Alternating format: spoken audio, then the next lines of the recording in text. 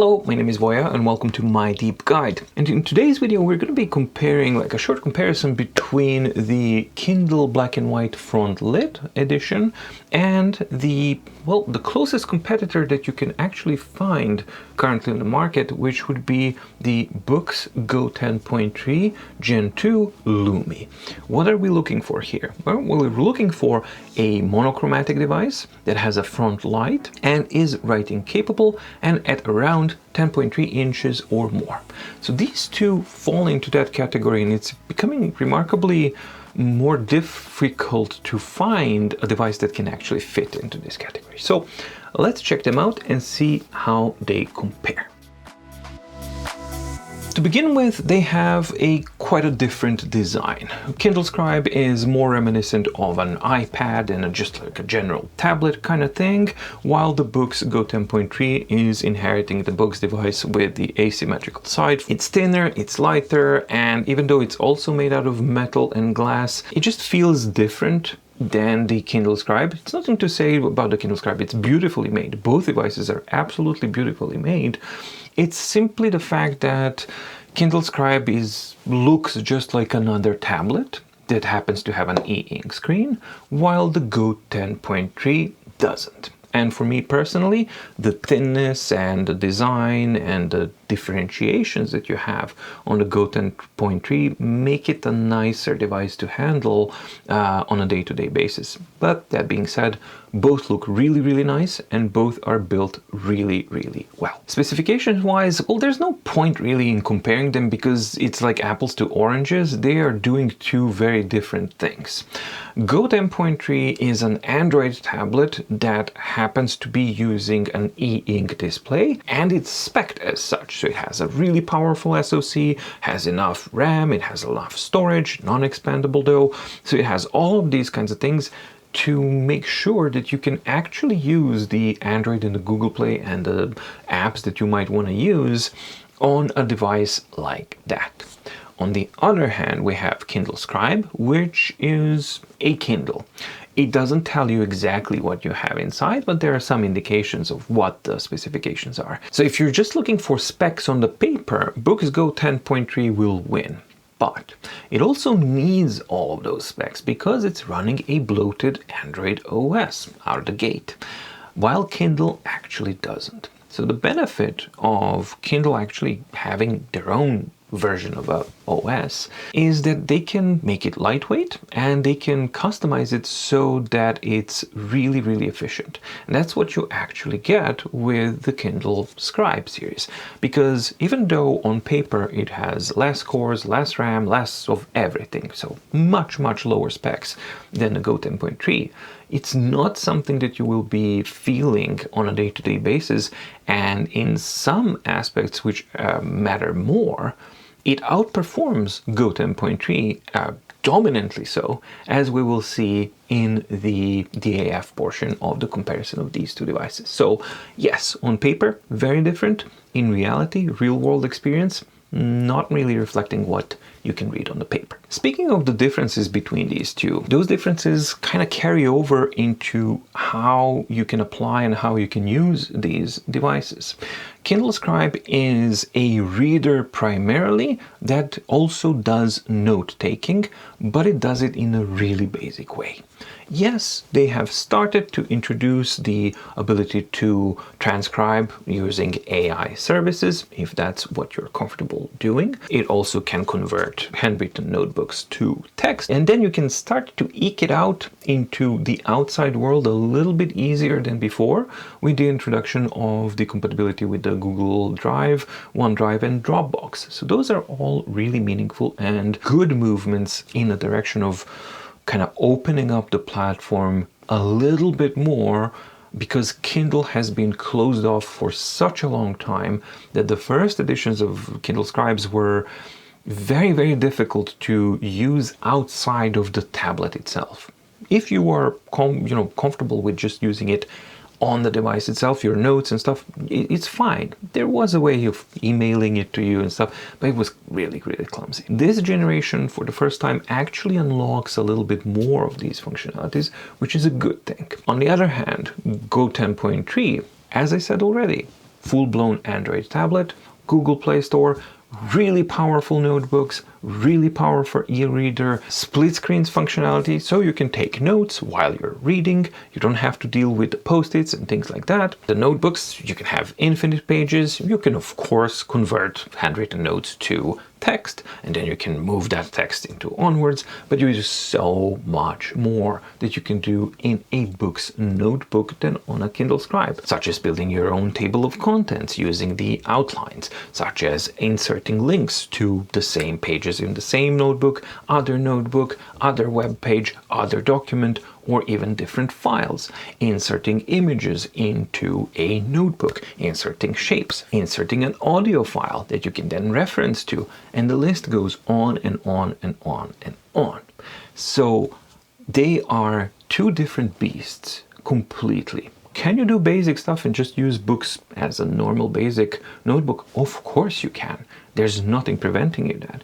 But the benefit here is that as your needs may grow over time, as you spend more time using a device like this, the cap of capabilities that the device and the platform can offer is much, much lower on the Kindle Scribe than it is on the Boox.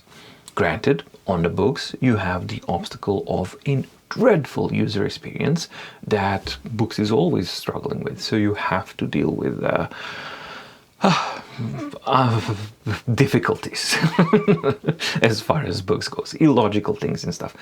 But the capability is there. Should your needs evolve to a point where you need it, you have the option of doing it. You may not like how you get there. It may irritate you, but you will be able to do it. On the Kindle Scribe, you won't. And that limitation translates basically to the entirety of the system. We've seen Boox as a platform grow and expand capabilities with screencasting, screen sharing, screen capture. So you can use like even a small device like the Go 6, for example, Gen 2. You can do a presentation from it on a projector, on a TV or something from here now, because it's also writing capable. And that's something that you can't really do with the Kindle platform. The Go 10.3 is there for you if you are a more of a power user, that you need a lot of these things and you want to integrate the device generally, reader, writing, and more into your everyday usability. Kindle Scribe makes far more sense if you don't want to introduce more complications and more technical mumbo jumbo in your daily life. And if your requirements are simply reading and writing and it just working. If those are your priorities, then Kindle Scribe makes far more sense. So that's the general overview on the comparison between these two and what they are for, because they're not the same, as you've clearly gotten an idea by now, I hope. So now let's dive in a little bit deeper into how do these compare as far as the display goes and image quality. And for that, we're of course using the DAF or Display Analysis Framework that I've developed here over the past year and a half, almost a little bit more. So we are going to be now comparing just a couple of examples of the resulting images, and then I'm going to switch over to the chart comparison so that we can see what is the end result on the pure performance, display performance basis between these two devices. As usual, we'll start with the readability. And on the left-hand side, we have the Kindle Scribe, and on the right-hand side, we have the Boox Go 10.3. Obviously, Kindle Scribe Gen 3 is an 11-inch device, so that means that naturally larger panel, which is also 300 ppi, so it has relatively the same type of image density, is going to have better readability because the smaller fonts are going to be displayed as larger, therefore easier to read. And that's basically what we are seeing here, although the quality of the display, what we can see is very, very similar. In fact, we can see that the difference between the smallest fonts here in standard font type with 100% blackness between the Kindle Scribe at 16.167 and 16.044. Very, very small difference, which just speaks to the fact that the Go 10.3 does have really good readability. So now we're going to move down to 70% of blackness. Switching over to thin fonts at 100% blackness, we still see that Go 10.3 is holding on very, very strongly. And in fact, in some of the cases, it's very interesting to see that at 10 point here, it's actually a bit better. And it's not just a score. You can see that it's able to render the fonts in a slightly better way. It's more blacker, more fuller, where Kindle Scribe is actually starting to struggle a little bit at that size, where, yeah, it's just kind of fading out a little bit. It's not really that black, especially when you compare to, you know, the larger font. And if we step down in blackness, it's very, very interesting to see that, yes, the Kindle Scribe is starting to kind of struggle a little bit with the thin fonts when compared with the Go 10.3. Moving on to thick fonts, which is where we are checking out the ability of the device to, or the display, to not bleed. If you imagine like an ink blotch bleeding and things like that, that is especially true with thick fonts. When they are really, really small, we can actually lose the cohesion of what's there. So that's why that test is there. And yeah, we can see very, very nice performance from both of them at large and standard fonts sizes. And when we go down to low, they're really, really good. But here is absolutely the advantage of 11-inch size of the Kindle Scribe, because it's going to have a little bit more room for more clarity than the Go 10.3, and that's what we see here. And when we step it down to 50% of blackness, also thick fonts, actually across the board in thick fonts at 50% blackness, Go 10.3 is a little bit sharper. And it's not just a score. Again, you can actually see a little bit better definition of the edges and sharpness. It simply appears a little bit sharper on the Go 10.3 in this particular test. Moving on to contrast and uniformity, and in this test I am measuring the rendering of a pure white page and a pure black page in 3 really highly controlled lighting conditions with excellent, average, and poor lighting conditions. So this is how they compare. First, without the front light at all. And we can see that their performance is really, really similar, although, again, due to that surface roughness and paper-like surface, we can see that Kindle Scribe is a tiny little bit brighter across the board. In all of the lighting conditions, we have like 71 versus 63, we have 49 versus 42 in average, and in poor lighting conditions, 28 versus 23 whiteness. So across the board, Kindle Scribe is going to be brighter than the Go 10.3 without the use of a front light. And that's an important one, because that front light is going to, you know, kind of drain some battery and all that kind of stuff. And also the whole point of e-ink is to use it without the front light in a natural environment. And that's where Kindle Scribe is going to give you a better result when compared to the Go 10.3. Now let's check out the blackness. So the blackness we have in excellent lighting conditions, 42 on Kindle Scribe versus 51, a little bit better on the Go 10.3. Then we have 67 versus 73, and we have 81 versus 85. So you can see that actually, like across the board, Go 10.3 is darker, but that works in favor for the rendering of the black colors. Now the key question here is, how is that going to reflect on the contrast itself? Will it balance itself out? Are they going to be similar type of contrast, but simply, you know, tilted up or down? And that's where we have the C value here. So we have 5.88 versus 6.39 in excellent conditions. So Go 10.3 has a better contrast in excellent lighting conditions, 764 versus 817, also in average. and in poor lighting conditions we got 891 versus 10.02. So across the board, Go 10.3 is able to render darker blacks than the Kindle Scribe.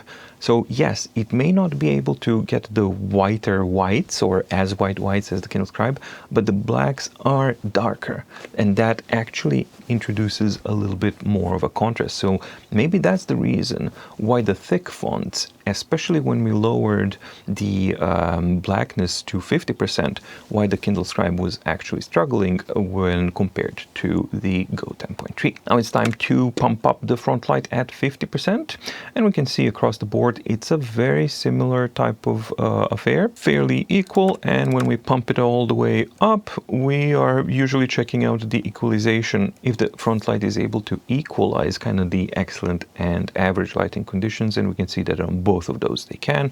Naturally, in poor lighting conditions and maximum front light, it's going to be overblown, which is what we see here. But this is where we also measure out and see, like, do we have like washing out of the black color? And we're not seeing too much washing out of the black color here, although it seems that the front light is stronger, or that the curve is differently balanced on the Go 10.3. So in average lighting conditions with the maximum front light, we are going to get a little bit more washing out of the black color here. And of course, in the poor lighting conditions, everything's washed out. So that's contrast and uniformity. Moving on to reflectivity, where I am measuring both the sharpness and the intensity or the reflectivity of the surface on the top of the screen. And here we can see that they have very, very similar type of characteristics. First, focusing on the sharpness, we have like 0912 versus 091, higher is better. And we can also see that they are measuring out to be very, very similar in type of diffusion here. Moving on to the intensity, well, this is where, we can also see it from the images that the intensity of the reflection on the surface is a little bit higher on the Go 10.3, therefore its scores lower. So you can see clearly here how much whiter and brighter that reflection of the ring light is than on the Kindle Scribe, and that is naturally reflected in the score. So very similar character of reflectivity, but slightly better dampening of the intensity of reflections on the Kindle Scribe. And now let's move on to the DAF Comparison tool and see how these categories and the rest of the categories actually compare between these two devices, and how do they compare in the end, like the final results. So let's just get a quick glimpse over the readability here. Across the board, the 11-inch size and 300 ppi of the Kindle Scribe works in its favor, definitely. But as we've seen on the thin fonts, especially when they are at 50% blackness, that's where the Lumi was able to creep up really, really close as far as the score goes to the Kindle Scribe. So obviously there's an advantage, but that advantage is only due to the actual physical size for the readability, not the clarity of the display as we've seen. Moving on to contrast and uniformity, and it's interesting to see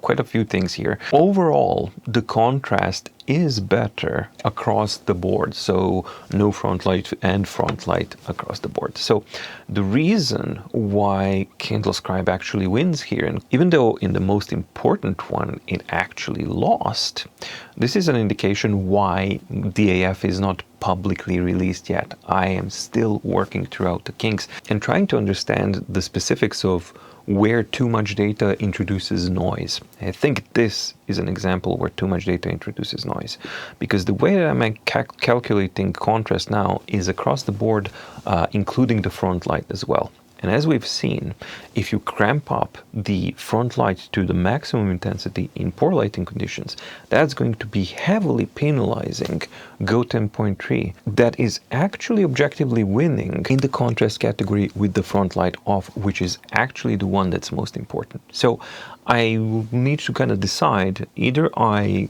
completely eliminate the front light in calculation of the contrast, which may be valid.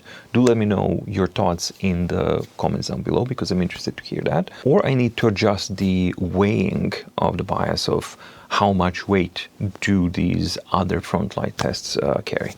But as it is right now, because the test is taking into account all of the front light aspects, that is helping the Kindle Scribe actually eke out the win. But objectively, I am not sure about this result because I know why it turned out this way. And as we've seen, contrast is actually better on the Go 10.3. Uniformity, that I know the measurements are good, and yeah, we see a very, very clear advantage of the Go 10.3. Here is the reflectivity that we've talked about, so almost exactly the same type of sharpness, but the intensity definitely in the advantage of the Kindle Scribe, which reflects on the final results. Ghosting, well, higher is better, so definitely Kindle Scribe has much better ghosting performance than the Go 10.3. We have a huge difference between 90-47 between 73-25, which is not a surprise because we know that the Go 10.3 is essentially a haunted device, how much ghosting it has. Comparing the front light here, I know that the graphs look weird, but I'm gonna try and kind of explain it to you. The left-hand side is showing you how the color is changing when we are changing the intensity at a 50% mix, the temperature of the light, and this is the intensity of the light, and then you can see like who is who, right? And we can see that they're really similar type of temperatures, and the curve is similar-ish up to 75%, where the final maximum is basically cranked up to 583 lux on the Go 10.3, which I feel is completely unnecessary.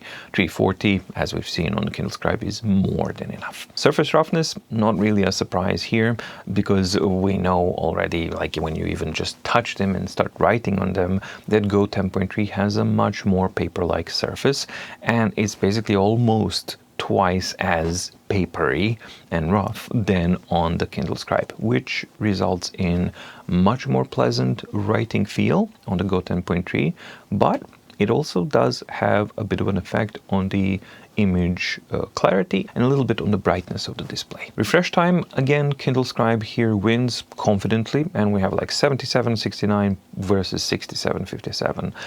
Both are relatively quick, but if you have them side by side, there's no question that the Kindle Scribe is faster, both objectively with measurements and subjectively when you look at them. Then we get to writing latency, and Kindle Scribe basically obliterates the Go 10.3 Gen II Lumi with 10.01 average milliseconds of writing latency versus 32.53. The poor Go 10.3 is crippled here by using an active stylus that's doing its best. It's trying to do what it can do, but unoptimized drivers and older panel technology reflects directly in these results, so no comparison here at all. Surface to screen distance is predictably exactly the same on both of these because Kindle Scribe has finally caught up to the standard type of screen to surface distance at 1 millimeter, so no differentiation between the two in this comparison. And lastly, we check out the battery life, and we can see that in reading with the front light off, Kindle Scribe is outperforming Go 10.3, and not only there, in all of the reading aspects with the front light off, front light at 50, front light at full, it's simply outperforming the Go 10.3, which is a very good thing to see. And not only that, but also in the writing as well. Although with the writing, with the front light off, both are pretty much performing exactly the same because the writing operation is the most advanced thing that the SoC is going to be doing on this tablet. So it's amped up to the maximum, and both of them are spending that kind of amount of power. But we can see here how that intensity of the front light curve is reflected, because the other bigger consumer here in conjunction to the writing is going to be the front light. We can see that front light, when we have it at average, they're fairly similar with slight advantage to the Kindle Scribe. When we get to full, because Go 10.3 has a much higher 100% intensity, then it's going to spend more battery life. And that's exactly what we get to see here reflected in the results. So how does that reflect with the final results here? Well, as an e-reader, Kindle Scribe definitely wins over the Go 10.3. as it does as an eNotebook, and as an e-tablet wins there as well, simply because of all of the aspects, even though you have to take into consideration the usability. The DAF is a display analysis framework, not the overall tablet analysis. Because if we're talking about as an e-tablet, well, obviously the Boox is going to be a better platform because it's an Android with a Google Play Store with the capabilities and all that kind of stuff. So please keep in mind that the e-tablet, e-notebook, and e-reader aspects of the display analysis framework is in relation to display portion of the device, how they compare. So the final result, how do they compare? Well, not really a big surprise here, because we've seen in all of the categories, as Kindle Scribe Black and White Front-Lit Edition wins confidently over the Boox Go 10.3 Gen II Lumi. Alright, so that's how Kindle Scribe Black and White front-lit version 2025 edition, so that's generation 3, compares to Boox Go 10.3 Gen II Lumi. Jesus, what is with the names? This is absolutely ridiculous. Anyway, I've tried to kind of bring you subjective and objective and something in between look of these devices. So hopefully this video helps you understand which device is a better fit for you. I think that both of these are excellent contenders. It's just that they cater to different types of specializations, and depending on what those specializations you need, one of these devices is going to suit you in a better way. So please do let me know in the comments down below, what do you think, which one suits your needs better, and have you tried either of these or both of these, and what your thoughts were. Thank you so much for watching. Stay safe, stay healthy, and see you in the next video. Bye!